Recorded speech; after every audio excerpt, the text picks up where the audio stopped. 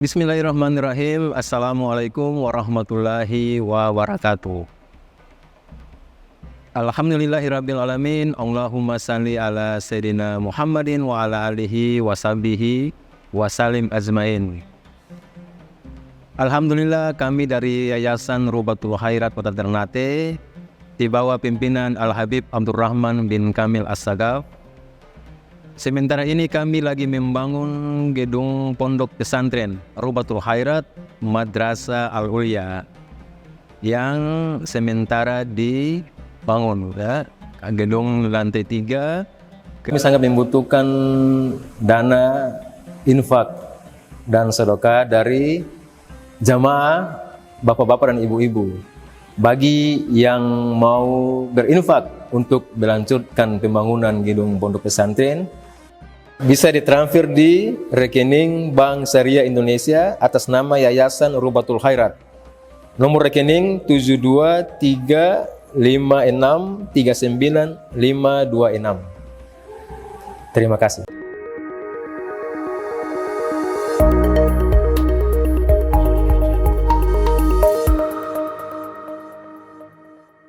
Ustaz Dr. Haris Fadl, ini tamu sudah datang. Masya Allah. Saya kasih waktu buat ini, beliau dari Makassar, ya, doktor, LC lulusan Mesir, sekarang ngajar di IAIN. Nah, mungkin kita sama-sama mengambil istifadah, ya, dari beliau. Kami berikan waktu kepada beliau untuk menyampaikan tausiahnya, ya, al-mufawwid lah.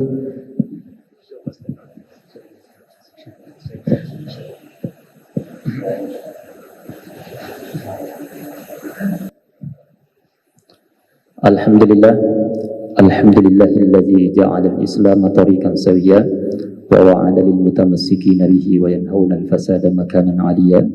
Asyhadu an la ilaha illallah wahdahu la syarika lah wa asyhadu anna Muhammadan 'abduhu wa rasuluh al-muttasifu bil makarimi kibar wa sabiyya.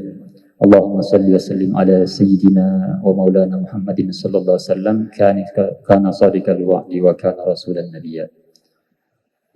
Ma'asyiral muslimin yang dirahmati oleh Allah Subhanahu wa taala, Al-Fadil Al-Mukarram yang saya hormati, Habib Abdurrahman Kamil As-Sagaf.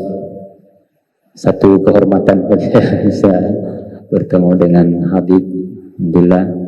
Sebetulnya datang bermaksud bertabarruk dengan beliau dan belajar, tapi malah disilakan untuk menyampaikan, dan saya tidak ada apa-apanya penting punya beliau, jadi semestinya beliau saja sampai selesai menyampaikan, tapi karena diminta untuk menyampaikan sedikit hal yang kami bisa sampaikan. Biasanya penyakit yang ada di masyarakat, khususnya yang berkaitan dengan majelis-majelis ilmu, biasanya itu kadangkala tidak bertahan, khususnya kalau belajar fikih, ya. Jadi tidak bertahan sampai di akhir. Kadangkala ketika belajar itu hanya bagian-bagian bab-bab awal saja. Sesudah itu jamaahnya semakin berkurang. Ya, majelisnya semakin berkurang jamaahnya. Jadi nanti tahun-tahun yang lain datang lagi ke majelis-majelis yang lain, mungkin kembali lagi ke bab-bab tahara lagi. Sehingga ketika berbicara tentang fikih misalnya, maka yang dibahas terus, yang dikuasai hanya bab tahara saja. Padahal bab-bab yang lain juga banyak di dalam fikih. Ya, bab tahara hanya salah satu bagian dari bab ibadah. Ya, ada lagi fikih ahwalus syakhsiyah, ada lagi fikih jinayat, ada lagi fikih siasa, fikih keluarga, fikih pidana, fikih. Karena memang di agama kita yang diatur bukan hanya persoalan ketika kita berada di dalam toilet, tetapi yang diatur sampai kita berada dalam urusan negara, ya. Jadi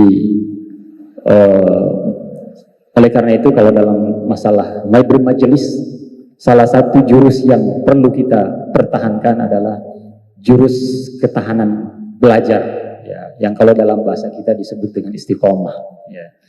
Jadi karena itu yang sering sekali terjadi, kami juga alami, ya, sejak dari Makassar. Kadangkala kalau pengajian itu jamaahnya berganti yang konsisten sampai akhir menyelesaikan, meskipun itu misalnya buku tipis saja, tetapi sampai selesai, tentu itu lebih komprehensif kita kuasai. Ya, misalnya kitab-kitab fikih yang kecil, misalnya Safinatun Najah, tapi sampai akhir, ya. Apalagi kalau sampai kitab Takriratus Sadidah, ya, yang juga kitab fikih yang juga sangat luar biasa, sampai selesai dibahas itu saya pikir lebih komprehensif. Karena kadangkala kita terjebak dalam satu permasalahan terlalu cepat menyimpulkan sesuatu karena tidak komprehensif pemahamannya. Ya, termasuk juga dalam memahami Al-Quran, kadangkala baru kita kaji satu ayat kemudian kita begitu cepat menyimpulkan bahwa beginilah kesimpulan agama. Padahal perlu kita juga melihat Al-Quran secara keseluruhan, apa maksud atau tujuan-tujuan yang ada di dalam nas Al-Quran itu, ya. Dan itulah pentingnya bermajelis ilmu, ya, dan juga perlu bertahan istiqomah di dalam majelis ilmunya kita, ya. Jadi kalau majelis ini sudah lama kayaknya, deh, ya, alhamdulillah, ya, mudah-mudahan bertahan terus untuk mengikuti ilmu yang bersanad dari insyaallah Habib, mengikuti ilmunya yang sangat luar biasa. Tadi saja penjelasan yang begitu mendalam, meskipun saya hanya sebentar tadi di belakang, sangat luar biasa. Mudah-mudahan kita semua bisa beristiqomah untuk mengambil istifadah dari beliau, ya.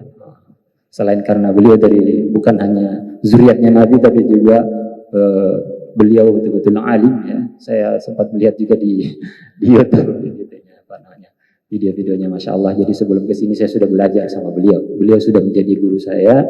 Jadi itu saja yang harapan saya supaya bisa istiqomah bertahankan sama beliau.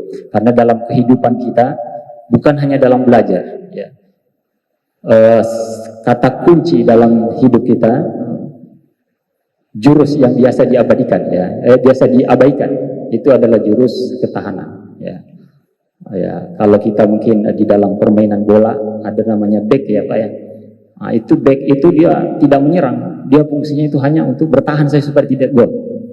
Kalau di dalam ilmu silat itu ada namanya jurus kuda-kuda, ya, tahan kuda-kuda supaya tidak bukan dia berfungsi untuk menyerang, tapi bagaimana dia berfungsi supaya tidak jatuh. Itu. Ya, bahkan di dalam satranj, catur, ya, meskipun ini dari sisi hukum ada ulama yang memakruhkan, ya, tapi ada critical thinking strategi, cara berpikir yang membuat untuk bertahan paling tidak dimatikan rajanya, ya. Nah, di dalam kehidupan kita juga begitu, kita harus ada jurus ketahanan yang dalam agama kita disebut dengan istiqomah, ya. Makanya ketika sahabat Sufyan bin Abdullah, gitu, ya, datang meminta nasihat kepada Nabi Shallallahu Alaihi Wasallam, beliau mengatakan, ya Rasulullah, kulli fil Islami qaulan la as'alu anhu ghairah. Katakan ya Rasulullah kepada saya satu kata kunci di dalam agama Islam yang tidak akan pernah kutanyakan lagi kepada selain. Maka kata Nabi SAW, kul amantu billah tsumma istaqim. Katakan saya beriman kepada Allah, kemudian istiqomah, bertahan dalam keimanan itu. Ya, karena keimanan juga godaannya sangat luar biasa. Dan itu sebetulnya bukan hanya dalam keimanan, bahkan dalam semua ketaatan. Bahkan Imam An-Nawawi ketika mendefinisikan istiqomah itu mengatakan mulazamatut thariq fi ta'ah. Jadi konsisten dalam ketaatan. Termasuk ketaatan kita misalnya bermajelis ilmu, kemudian kita konsisten bertahan di situ, ya, itu adalah bagian dari istiqomah kita. Ya, tapi memang perkara ini, istiqomah itu bukan perkara yang ringan, ya. Makanya ada ungkapan mengatakan kalau istiqomah itu ringan, maka dia bukan istiqomah, tetapi istirahat. Ya, ya, saking beratnya. Ya. Dan memang bahkan sahabat Abdullah ibnu Abbas mengakui bahwa ayat yang paling berat yang turun kepada Nabi Shallallahu Alaihi Wasallam itu adalah ayat tentang istiqomah, yaitu surah Hud ayat ke-112. Fastaqim kama umirta wa man taba ma'ak. Beristiqomah engkau sebagaimana yang diperintahkan kepadamu dan yang diperintahkan kepada orang-orang yang bertaubat bersamamu. Itu ayat yang paling berat, kata sahabat Abdullah bin Abbas, yang diturunkan kepada Nabi SAW. Beliau ketika mengomentari ayat itu mengatakan, ma nazalatil ayah ala Rasulullah SAW asyaddu wala asyakku alaihi illa min hazihil ayat. Tidak ada ayat yang paling berat yang diterima oleh Nabi SAW yang paling sulit kecuali ayat ini. Sampai-sampai ketika sahabat bertanya kepada Nabi SAW, ma asra'alaka ila syai' ya Rasulullah, apa yang membuatmu ya Rasulullah sampai cepat beruban? Ya, waktu turun ayat itu Nabi SAW cepat beruban. Kata Nabi SAW, syayyabatni hudun wa akhawatuha. Saya dibuat beruban oleh surah Hud dan saudara-saudaranya, termasuk di dalamnya surah Hud ayat ke-112 ini. Saking beratnya yang namanya istiqomah itu. Ya. Jadi memang istiqomah itu berat sehingga perlu perjuangan untuk ini. Makanya para ulama kita juga itu mengajarkan kita tips-tips ya supaya kita bisa bertahan atau bisa tadi tetap istiqomah dalam kebaikan-kebaikan yang ada dalam diri kita pertahankan. Ya, di antara caranya yang diajarkan oleh para ulama kita itu adalah dengan mencari lingkungan atau teman-teman yang bisa mendukung kita untuk istiqomah. Ya, termasuk datang bermajelis ilmu seperti ini. Kenapa di dalam agama kita ada salat berjamaah? Karena ketika kita selalu pergi salat berjamaah, tentu kita akan selalu bertemu dengan orang-orang baik yang lama-kelamaan kita akan berteman. Ya, dan di situ kemudian kita akan mendapat teman untuk sama-sama berjuang dalam istiqomah dalam ketaatan kepada Allah Subhanahu wa taala. Karena memang disadari atau tidak disadari, orang-orang yang berada di sekitar kita, termasuk teman-teman kita, itu sangat mempengaruhi siapa kita. Ya, sampai ada ungkapan mengatakan, kalau saya ingin ceritakan siapa jati dirimu sebenarnya, tolong tunjukkan kepada saya 10 teman terdekat. Artinya apa? Teman-teman terdekat kita itu mempengaruhi siapa jati diri kita. Ya. Nah, dan itu sebelum itu ada, Nabi SAW sudah mengatakan sejak dari dulu dalam hadisnya, almar'u ala dini khalilihi falyanzur may yukhalil. Seseorang itu tergantung pada agama temannya, maka lihatlah, perhatikanlah dengan siapa kita berteman. Bukan berarti kita tidak bisa berteman dengan yang lain, tetapi kita melihat siapa kira-kira yang bisa mempengaruhi kita, teman di mana kita perlu berdakwah, yang kita perlu mengajak mereka ke kita. Ya, jadi itu hadis Nabi SAW. Sehingga kita perlu mencari majelis atau teman-teman yang kira-kira kita bersama-sama bisa mempertahankan ketaatan. Yang berikutnya yang diajarkan oleh para ulama kita untuk kita istiqomah atau jurus bertahan tadi itu adalah dengan cara kita fokus dengan tujuan kita. Tujuan kita itu bukan di dunia ini. Dunia ini bukan tempat tinggal kita. Dunia ini tempat meninggal kita. Ya, jadi paling lama umur kita berapa? Kalau berdasarkan umurnya Nabi SAW hanya 63 tahun, Pak. Ya. Bahkan kata Nabi SAW dalam hadisnya, ya, inna a'mara ummati ma baina sittina wa sab'i. Umur umatku itu hanya antara 60 sampai 70 tahun. Ya. Berapa lama sih kita? Ya. Sementara dunia ini, Pak. Ya. Nah, kalau kita mau istiqomah harus selalu ingat itu, bahwa kita bukan di sini tempatnya, nanti di akhir nanti. Walal akhiru khairul laka minal ula. Ini sementara saja. Dan orang-orang yang pintar, orang-orang yang cerdas itu tentu orang-orang yang disibukkan dengan sesuatu yang sifatnya abadi, bukan dengan sesuatu yang sifatnya sementara. Kita melakukan di sini tapi niatnya harus ke sana. Rugi kita kalau niatnya cuma di sini. Sekaya-kayanya kita, ya kita mungkin tidak bisa sekaya Elon Musk. Iya, tidak bisa sekaya mereka. Kayaknya kita berapa yang kita ini ya, sekaya-kayanya kita, bahkan ketika kaya pun ya, kalau kita tidak niatkan, bahkan kalau kita menganggap tadi pas saya masuk beliau membahas tentang kesombongan ya, karena kalau kita sombong dengan apa yang kita miliki itu ya tidak ada bedanya kita dengan Qarun ya, yang kemudian ditenggelamkan dengan bersama hartanya ya, yang kemudian setiap kali ada harta yang didapatkan di dalam tanah kemudian disebut dengan harta karun ya, itu karena kesombongannya.